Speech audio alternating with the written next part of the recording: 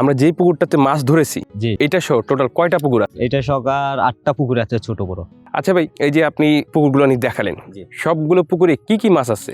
আপনার পুকুরে তেলাপিয়া মাছ আছে আর সাথে বাংলা মাছ আছে। এখানে আপনি কোন মাছটা বেশি দিয়ে রেখেছেন? আমার এখানে বর্তমানে এখন তেলাপিয়াটাই বেশি আছে, এটা কোন কোম্পানির তেলাপিয়া? সাকিব এগ্রোর। এই যে এসের তেলাপিয়া আপনি আমাদের পুকুর থেকে মাছ ধরে যে দেখালেন, জি একটা ছিল প্রায় 1 কেজি প্লাস, আর একটা ছিল মনে হয় সম্ভবত 350। হ্যাঁ এরকম আর কি, 300 350। আর যে পুকুরগুলো আছে সবগুলো পুকুর তো আপনি আমাদের দেখাবেন, জি কিন্তু প্রথমে তো আমরা 2টা পুকুর দেখলাম। জি।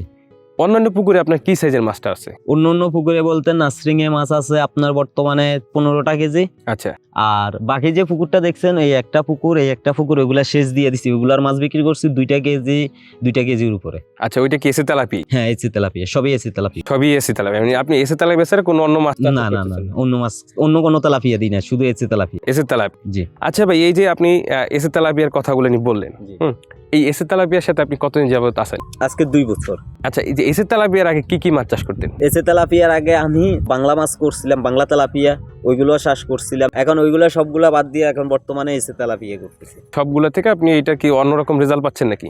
রেজাল্টও ভালো পাচ্ছি, আর এরপরে অসুখ বিসুখটাও মাছটাই কম, খাওয়ারও কম লাগে, সব দিক দিয়ে মোটামুটি ভালো।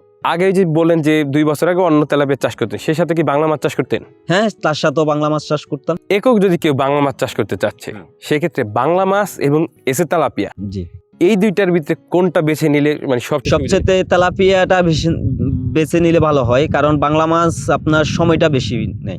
ধরেন আপনার কোনো মাছ 8 মাস 9 মাস 1 বছরে মাছ একটা হাফ কেজি করতে অনেক প্রবলেম হয়ে যায়।